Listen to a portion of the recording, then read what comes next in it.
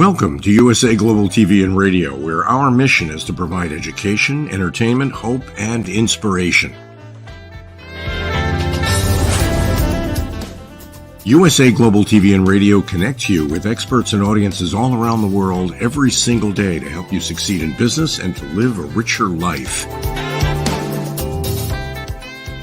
Visit us at usaglobaltv.com to learn about career and life-changing training and mentoring programs like the Listening Mentor.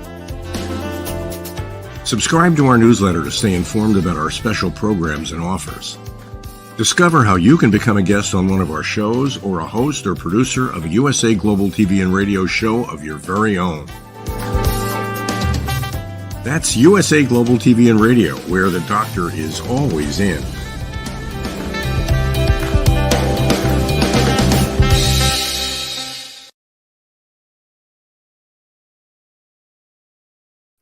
Hello, everyone, and welcome home to USA Global TV and Radio. I'm Dr. Jacalyn Kerbeck, and our show today is The Art of Creating Mental Health Wealth. Let's welcome the star of our show. She's joining us from Africa. It's Jenetta Barry and the Epiphany Process. Hello, Jenetta.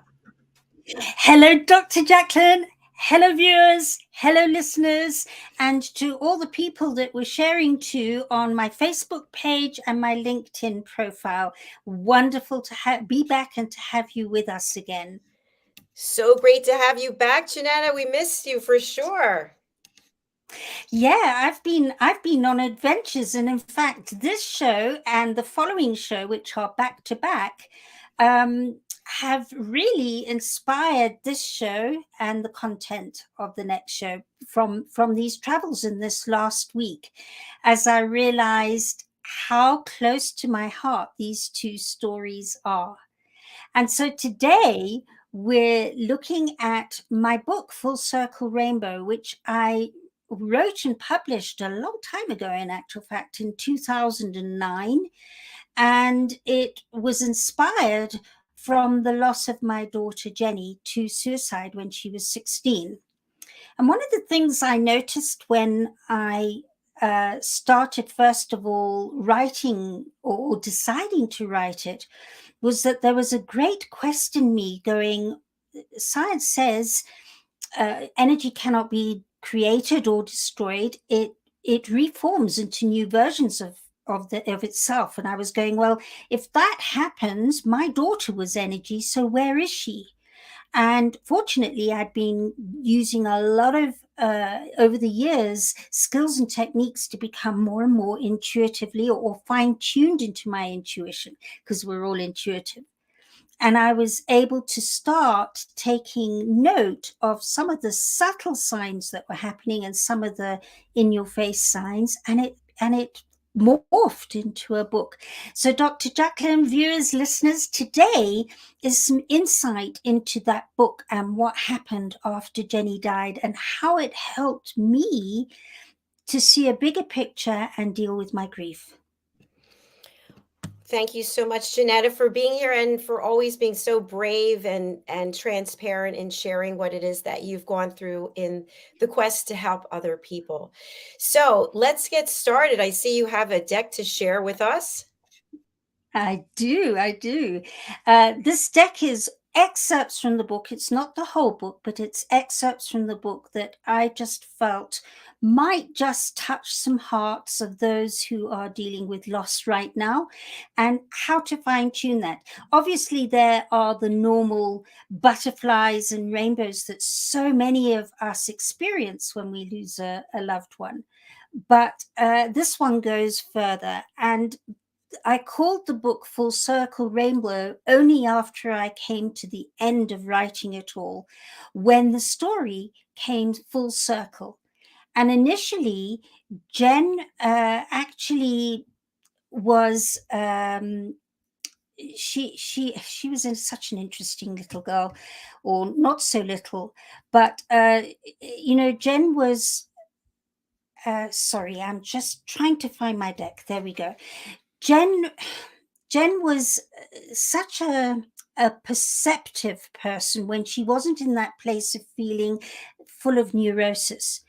And every which way she started sending unusual signs in different ways, which made me realize that it was more than likely she. I mean, you can't go around saying, yes, that's definitely the person that's passed on.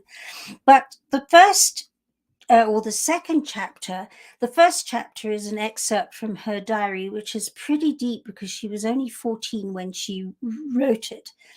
And in this last week, I have been to all these places that are mentioned in this chapter, or some of them, not all of them. And one of them is the Twisted Thorn Tree. And I don't know if it's possible to read it here, but I wrote there, I walked towards the Twisted Thorn Tree, a solitary walk, dusk. And yesterday morning, I walked towards that Twisted Thorn Tree again. It is in the middle of the Great Rift Valley on a farm called Soisambu, owned by Lord and Lady Delamere. And my very special friend, Juliet Barnes, who's a pretty well-known writer, authoress in her own right, lives there in a wattle and daub house with no electricity. She gets solar electricity in and limited water, and heating the water in a fire behind the house that gets piped through. Quite something. It's called a Cooney booster. And so those two pictures, you can see a bit of the thorn tree there.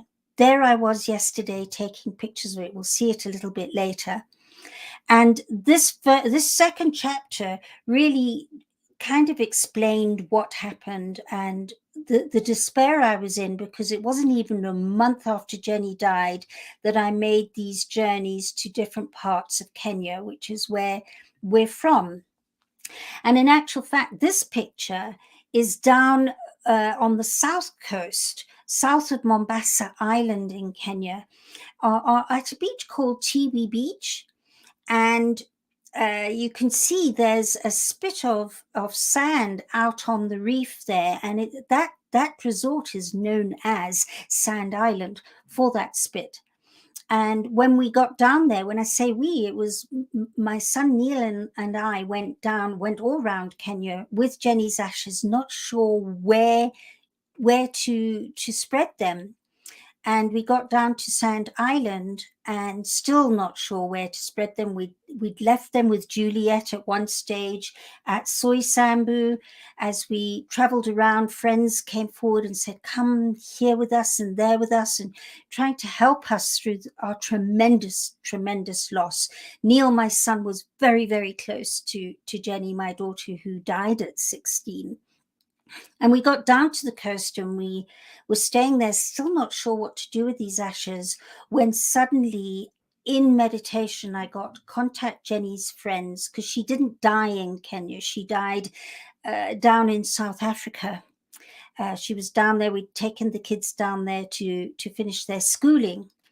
And it was amazing, the timing, because the replies came back saying she often talked about if she died one day or when she died one day, she'd like her ashes spread over the sand spit at Sand Island. And the others said at the coast in Mombasa. And they just came back and we were there.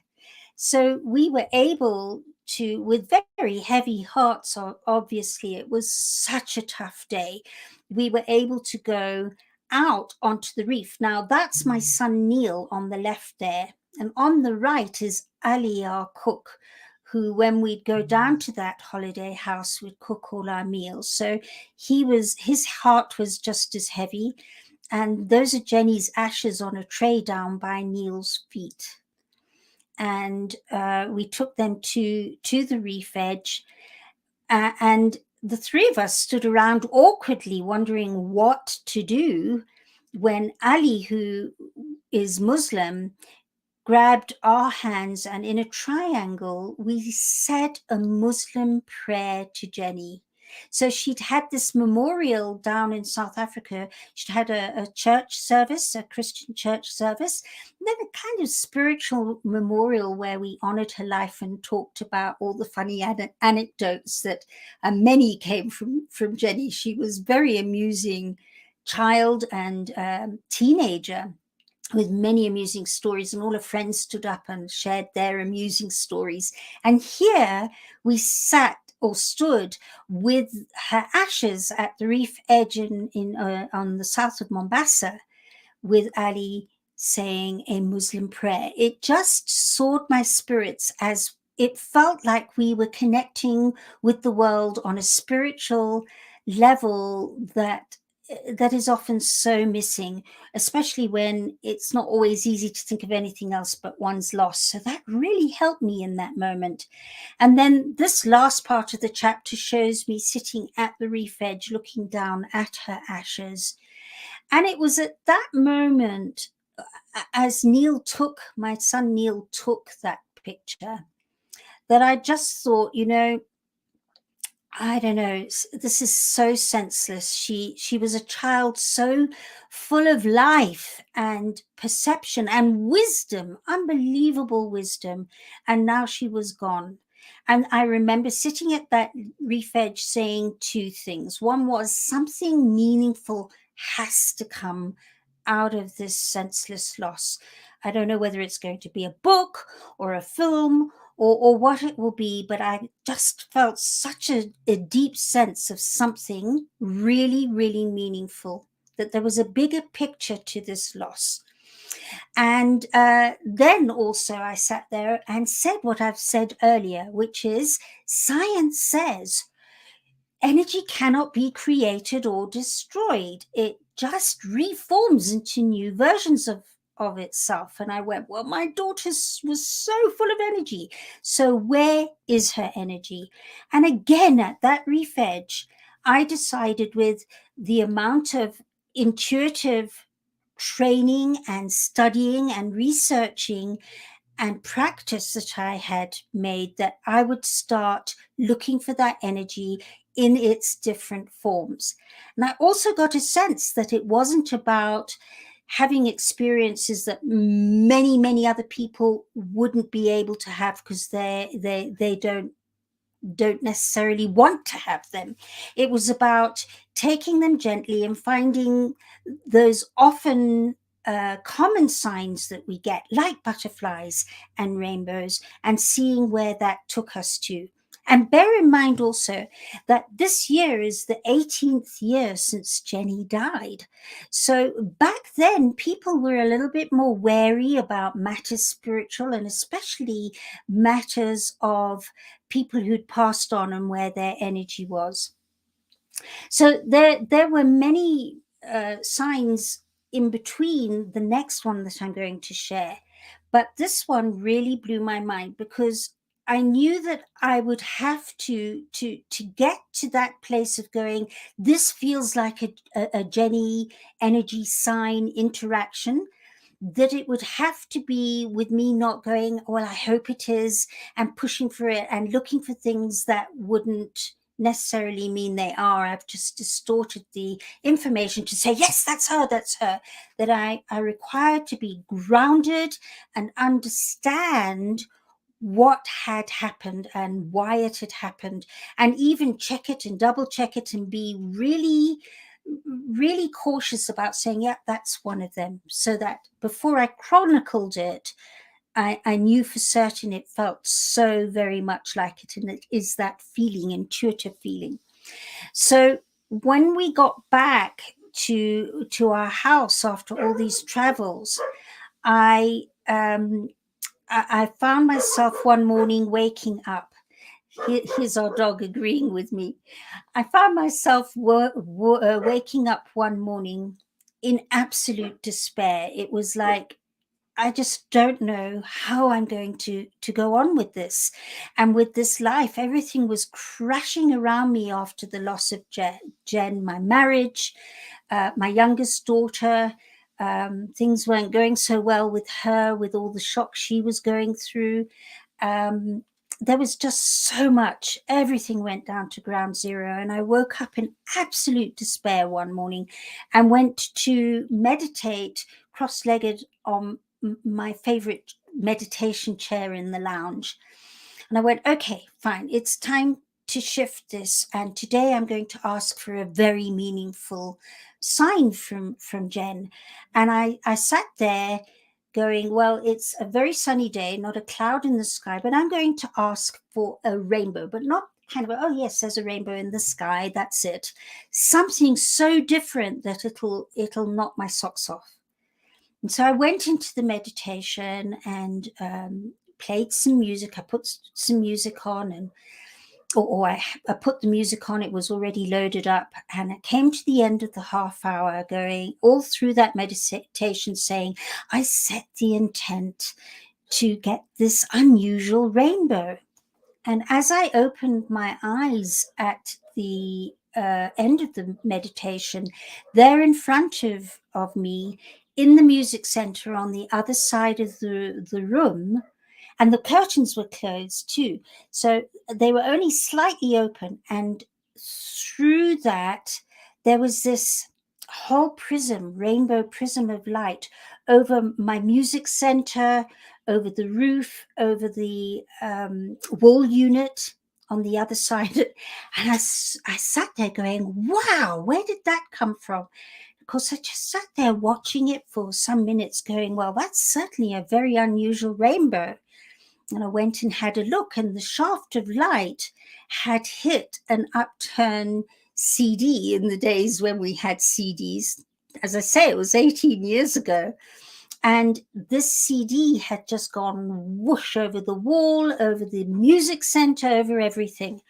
I went, wow.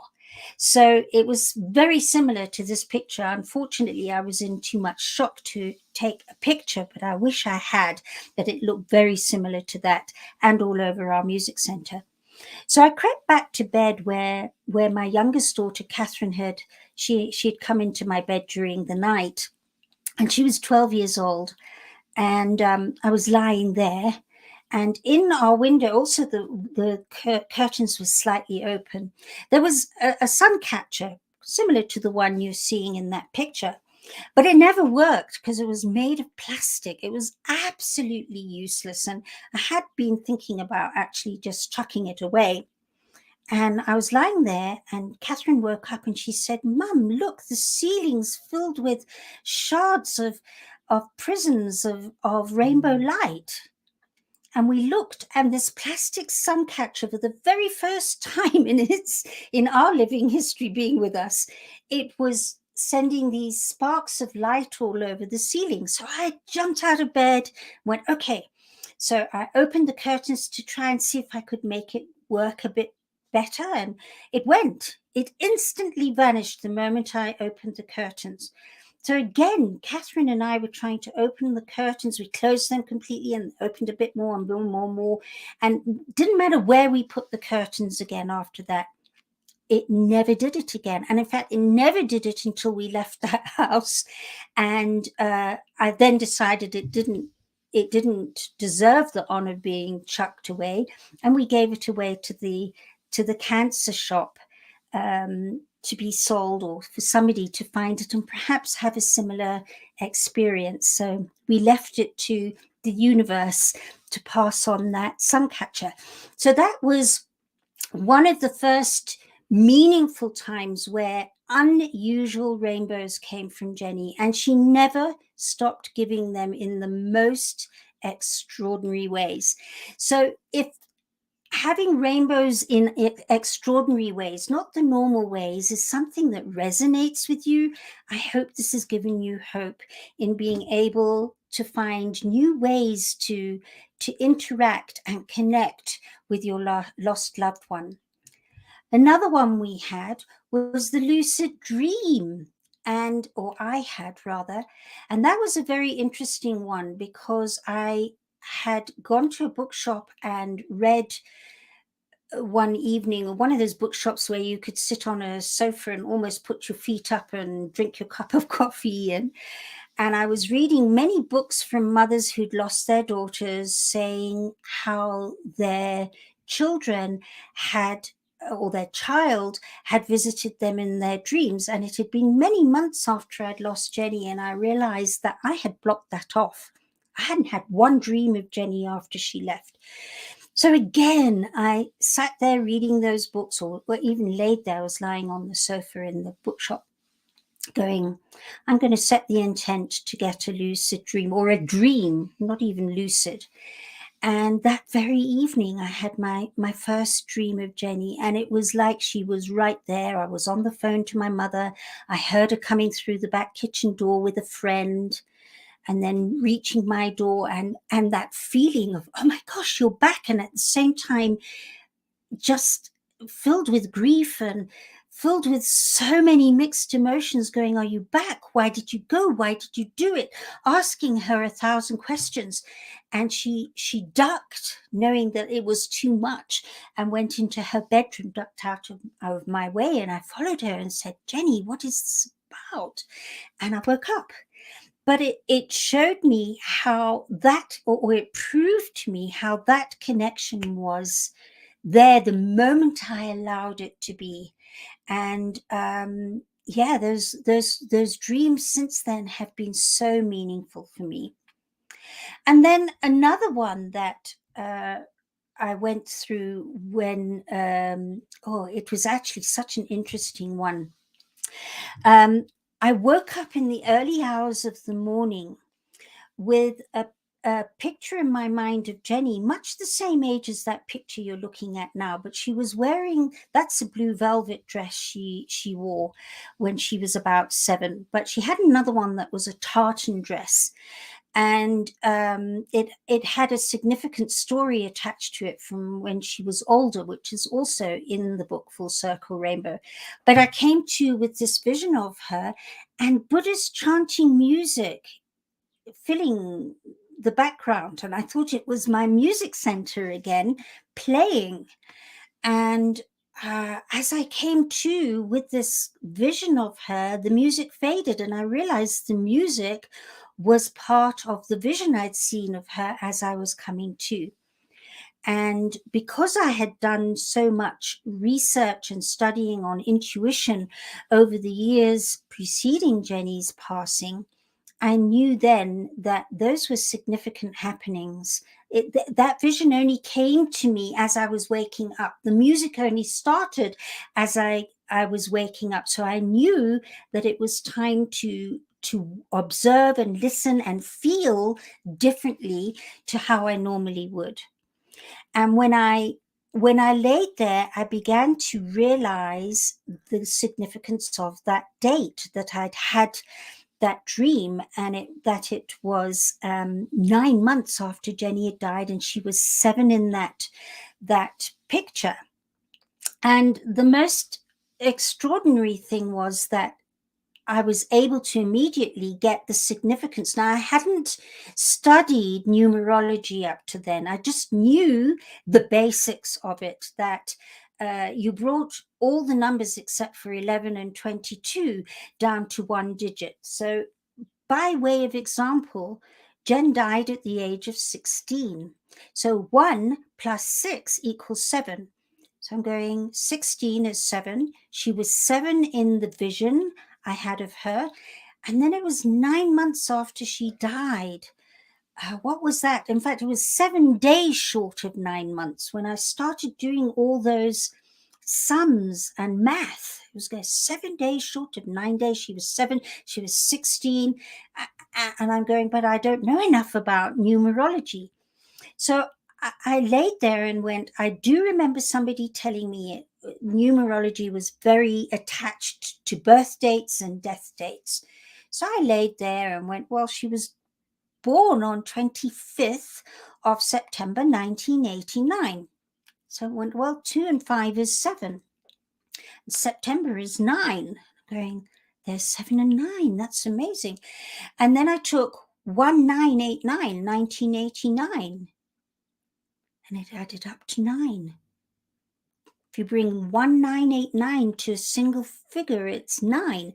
So it was 799, and 799 adds up to 7. And I laid there aghast, going, her whole birthday is filled with 7s and 9s.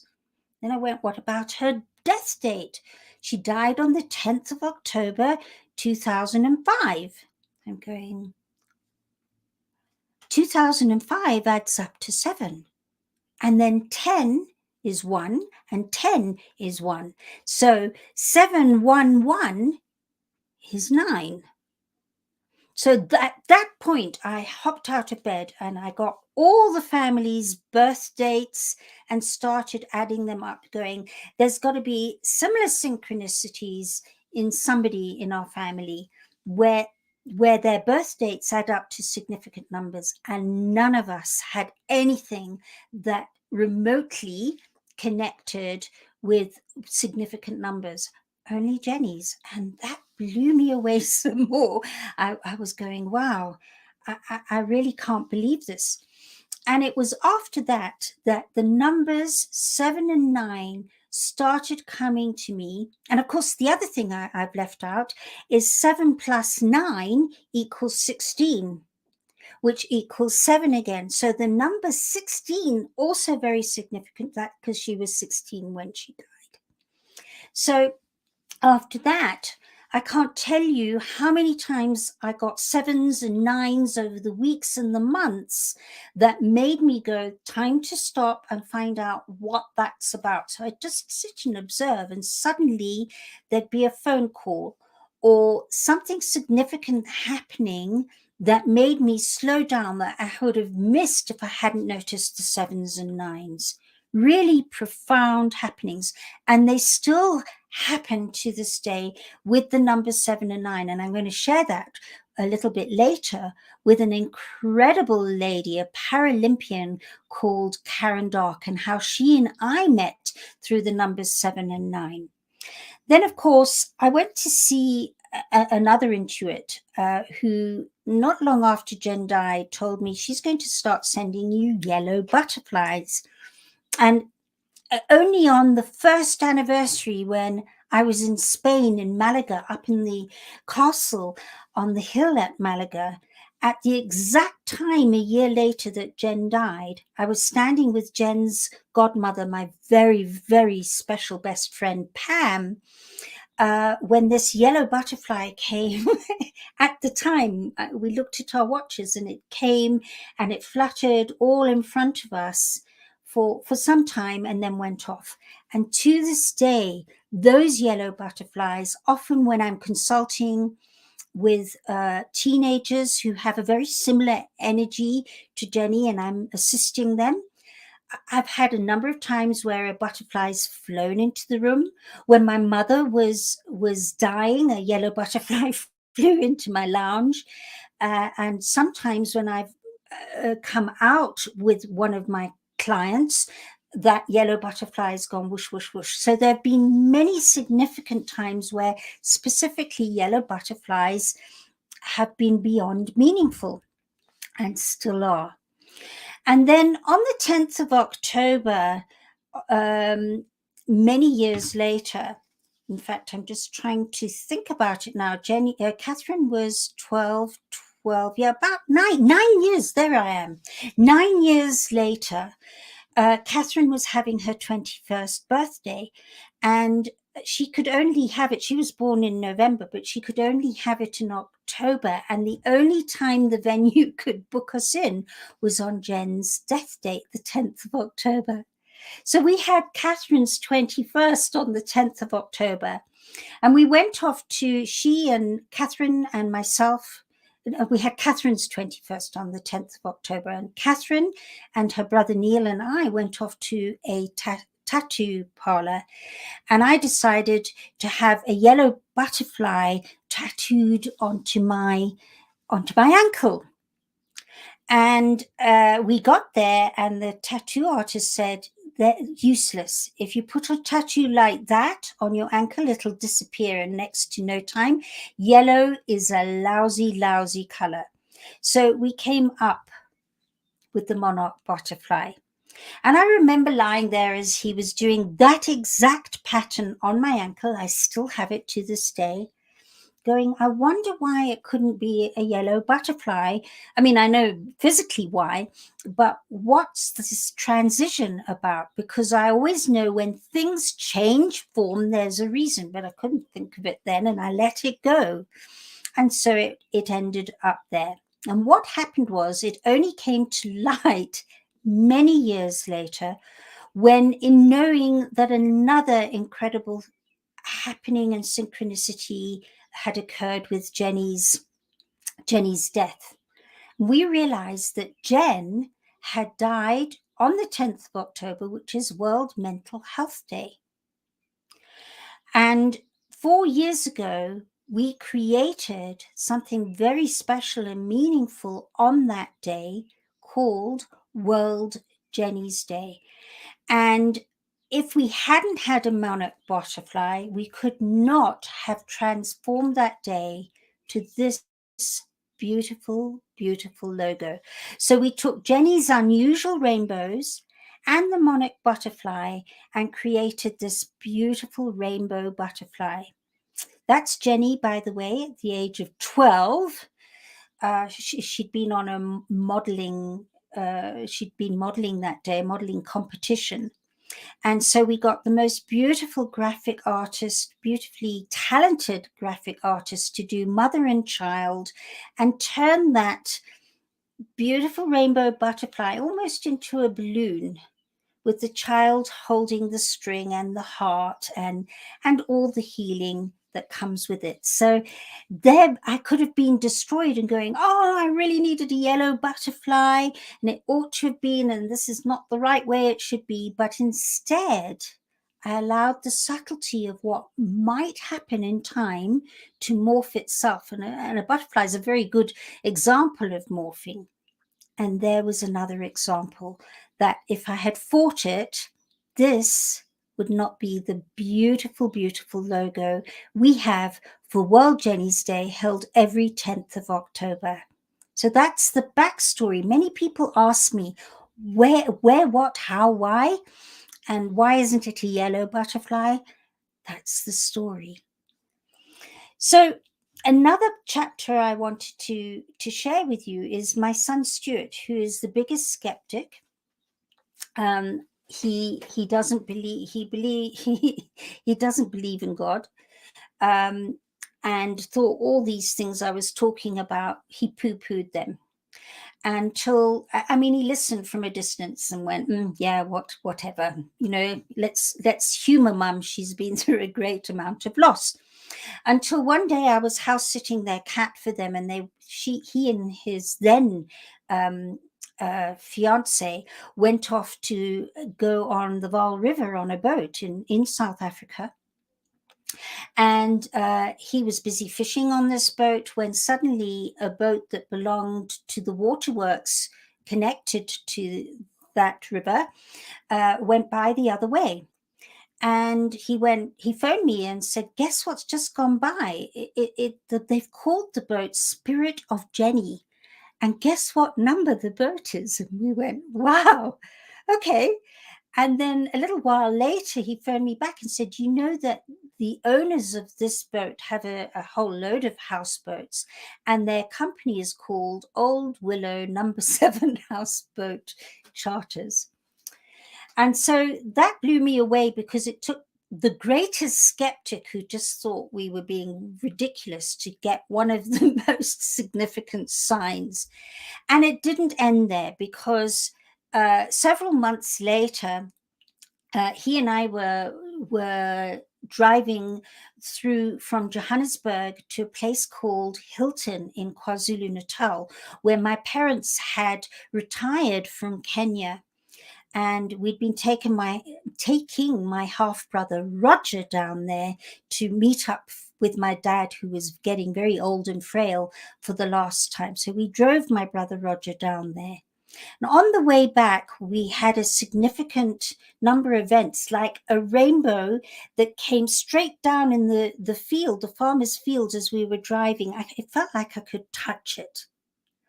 And it was right there. And then when I stopped and thought about it, that was the field that we as a family had a car accident, which Jenny had been in, and we'd rolled into that field several years, well, when Jenny was 2, in actual fact. And I was going, wow. And then I said to Stuart, this is the time you've got to look for something, because something so significant, practically where our car rolled to, there's this rainbow sitting right there, not in the distance, right there. So we looked at the next signs, and it was 25 kilometers to the next place, and something like 70 kilometers or 117 kilometers to Johannesburg. And we were going, well, that's 117 is 9 and 25 is 7. That's very, very interesting. And cars were going by. Each car going by was adding up to 7 and 9 with their number plates for a good 5 minutes. That happened. We were going, whoa, that's so interesting. And then Stuart said, oh, I've got a song came up called Dream a Rainbow. And he went, wow, listen, there's a song. And then he said, but I've got an even more significant song. And he put this song, which the word, well, I just started, I was howling because it was like a direct conversation with Jenny and me. And it went, need to have you near me in a time when nothing's lasting long. And I need to feel you close to me. Sure, it still gets me to this day. As my lover, I need to keep you warm because my life is so unreal without you. You're an angel. I see you passing by. And the voice that calls me under, baby, as a mother crying for her child. When the sun lights a rainbow of the tears of joy, I cry for you. And the dreamers dream forever, then I know I'll be here with you. Now here's Stuart's riverboat. Like a riverboat at open sea, on a tide free of rock and land, it leads me to surrender, baby, as a wave draining in the sand. And when we looked at the video of this girl singing this song, which was one of Stuart's songs, the riverboat was out to sea. And of course, we'd released her ashes out to sea, and the girl singing the song looked so much like Jenny. I just sat there and went, wow. And so, if nothing else today, I've only shared parts of the book with you. If nothing else today, if this can inspire you to look for different ways to know that there are a billion ways to subtly, and sometimes it takes subtlety to realize it is actually a message coming through. There are a billion ways. So if this has inspired you, then my heart is full. And if you'd like to know more and contact me, I've got details at the end to talk more about this. But this last week, I was beginning to feel a little bit burnt out. So my darling husband said, you get in the car and go and visit your friend Juliet. And Juliet, if you ever get Full Circle Rainbow, she wrote the poem at the back of Full Circle Rainbow. And she wrote it the night Jenny died. So she's very, very close, was very close to Jenny, and she meant a lot to Jenny, meant a lot to her. So I went off to Juliet. And in fact, our next show is about my first part of the journey up to Mount Kenya, where she has a house up there. And I went to visit her in Mount Kenya. So please do stay tuned, because that is a fascinating story about Mount Kenya. And that's on Global Adventures. But what we did was, after the third night, we went down to Soy-Sambu, which is where that twisted thorn tree I mentioned at the beginning of this show is in the farm, and Lord and Lady Delamere's farm is, and where Juliet's Wattle and Daub house is. And that evening, last night, we decided to go and have sundowners, drinks and bitings, eatings, little bits of crisps and snacks with other tenants on the farm down by Lake Elementaita, because the farm is round a lake that is not entirely fresh water. And it's filled at the moment with pink flamingos. And as we got down to the water's edge, all of us down there, and it's called the birthday spot there, we had this hyena cross in front of us. It was just such a special moment. We've had a lot of rain, as you can see. Sometimes Soy Sambu can be ultra dry, but there was this spotted hyena. And then this was our view from where we were sitting. Those are flamingos there. It was pink, pink, pink. The photograph doesn't give the pink justice. And those volcanic hills there are known as Lord Delamere's nose, because it looks like he's lying on his back. If you have a look here, there's his nose and his mouth and eyes and brow and so on. It's known as Delamere's nose. And as we were sitting there, these clouds started gathering. We've had huge thunderstorms in Kenya at the moment, all around the country. And there it started gathering more and more. And that, by the way, that man standing there is somebody known as Simon Tomset. He is a world authority on raptors. He's got a very big camera there, taking Delamere's nose and the big storm. And for Dr. Jacalyn, behind that storm and that nose is where we live, up in the hills there. So, yeah, it was amazing in Green Park where we are. And then suddenly, you can't see it again. As I say, this photograph doesn't give it justice. Those flamingos are very pink, but to the left side, down here, came a rainbow. There was the rainbow. You can just see it. And then it got darker and darker as we sat and sipped our drinks and chewed on chips and crisps and nuts and so on, and look at these beautiful skies. And then we were treated to the most fantastic universal fireworks display. Look at that lightning. It was unbelievable and so very magical.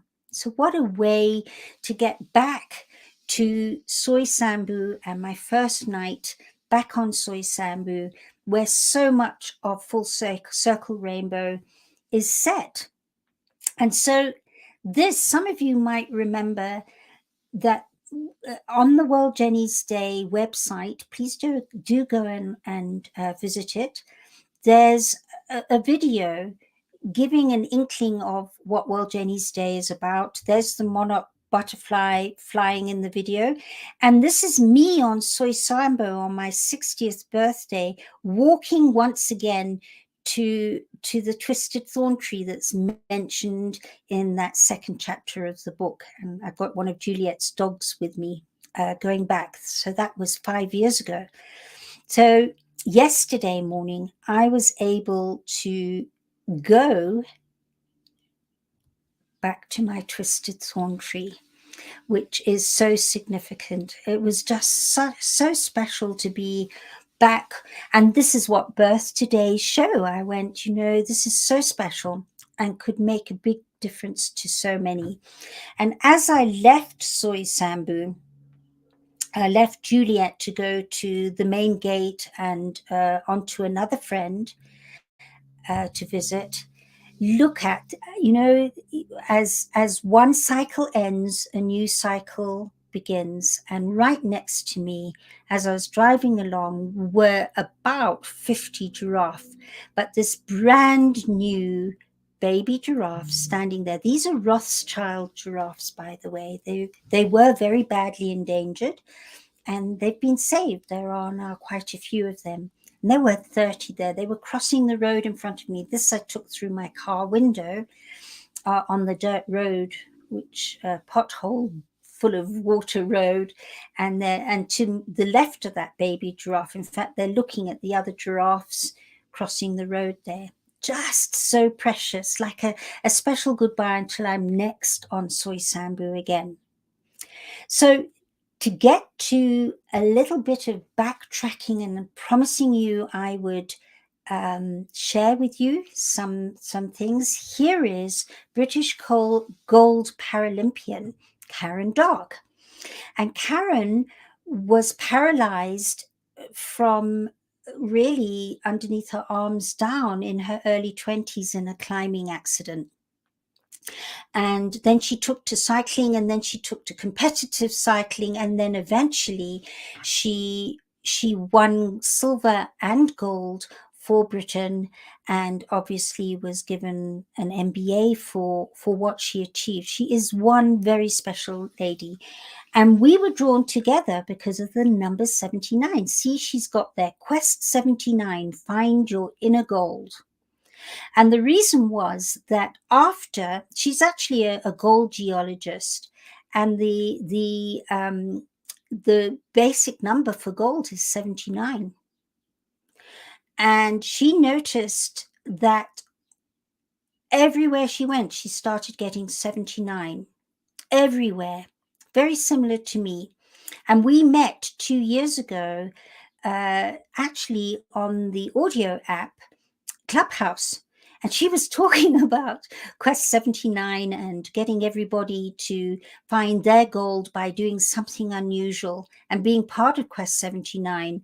And when she and I got talking, and I told her about Jenny and 7 and 9s, and she jumped in with 2 pairs of feet that she doesn't even use and doesn't really jump with, and became one of World Jenny's Day's ambassadors. And she's doing something very special that I'm going to kind of announce.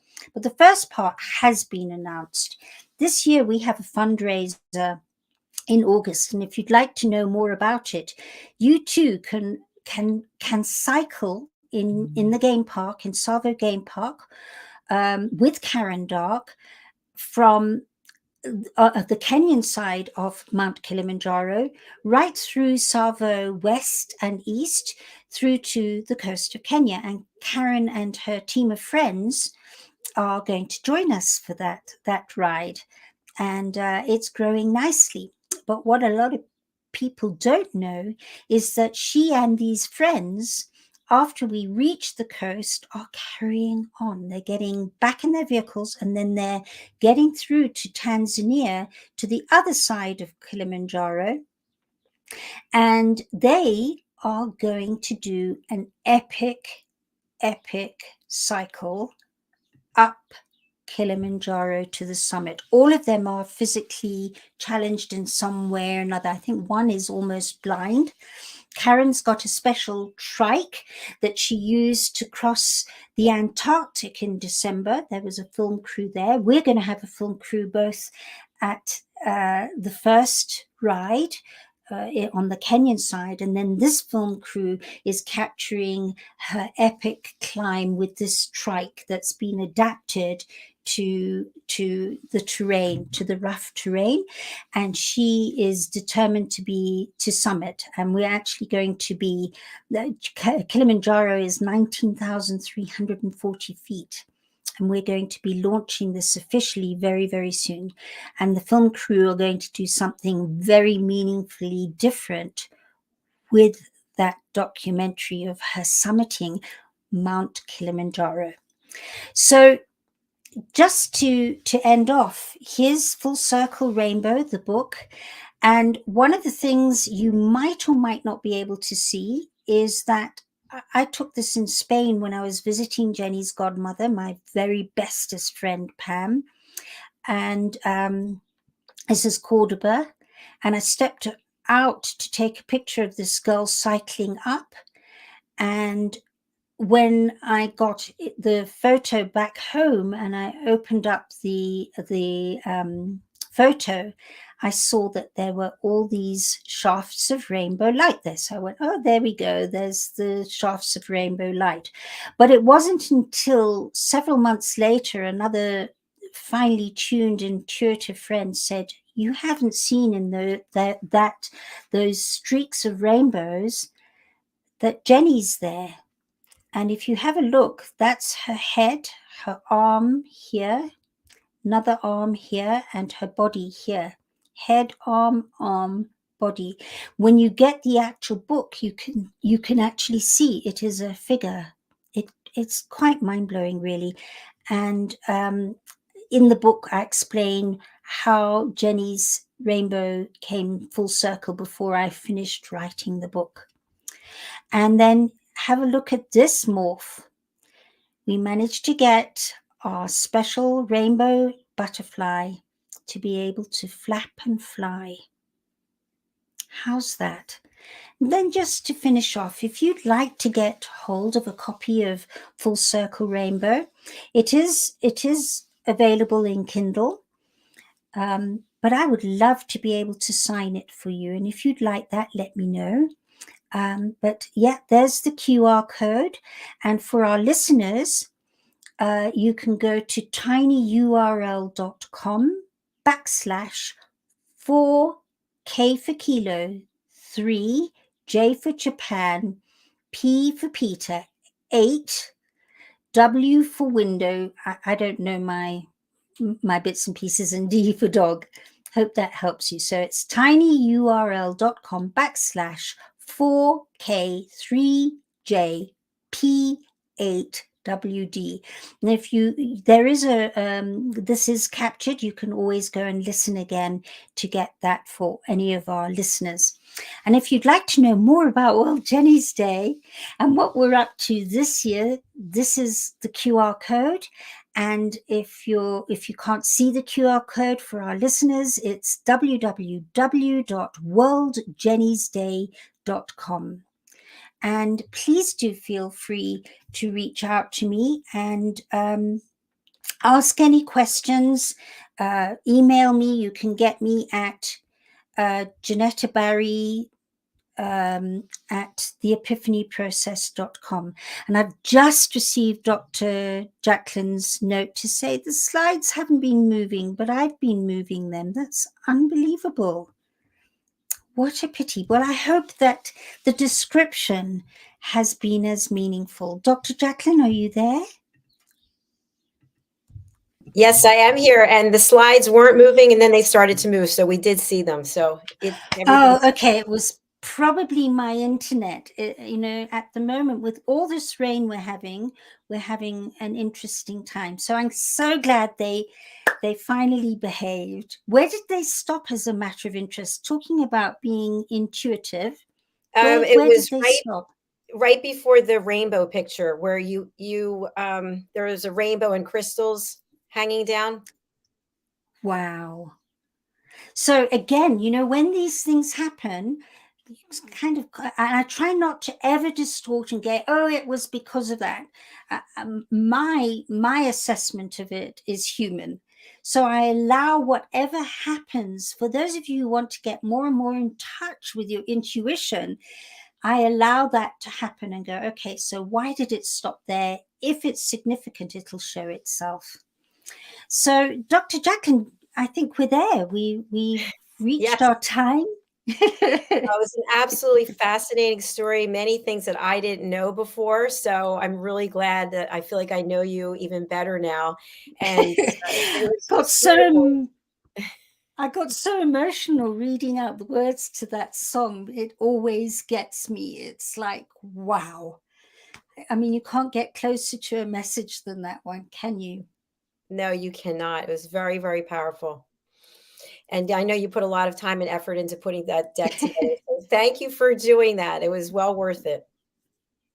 I hope as you and I always say when we talk about these matters, if it makes a difference to one person, that's what it's about. So if any of you have felt inspired, shifted, or filled with question, please do get hold of me and let us know that it has made a difference to you, for you, or maybe for somebody else that you would like to share this show with, which it is shareable.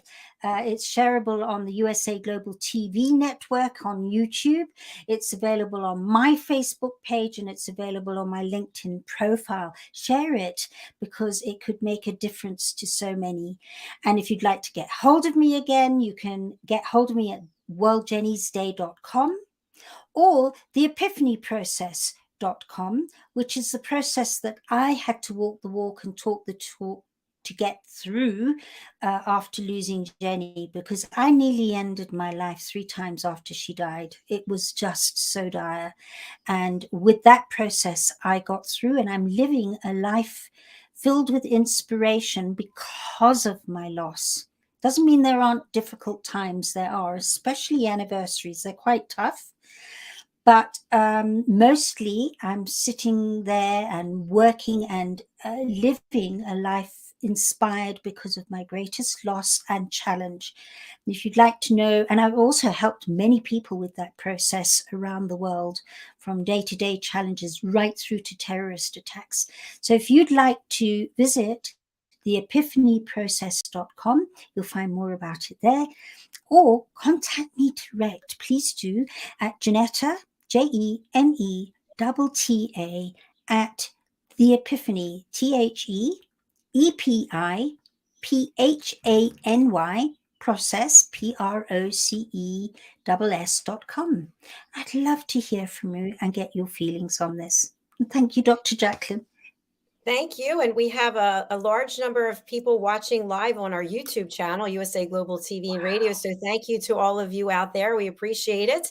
And Jenetta, we'll be right back with Global Adventures. If you could just share with our audience what to expect. And also this show will be replayed 5 or 6 more times. So you can look for it later today, tonight, and also tomorrow. Well, yes. Well, the next show is very deeply interconnected with this show, even though it's not about intuition and grief and loss and so on. So our next show, as Dr. Jacalyn will be the first to tell you, is my most favorite show. It's called Global Adventures. And normally I'm not the person talking on this show. I'm the person representing somebody else who's talking about an incredibly meaningful adventure that they've gone through somewhere around the world that's left them inspired, uplifted, filled with insight, given them another experience. So Global Adventures isn't a travel show.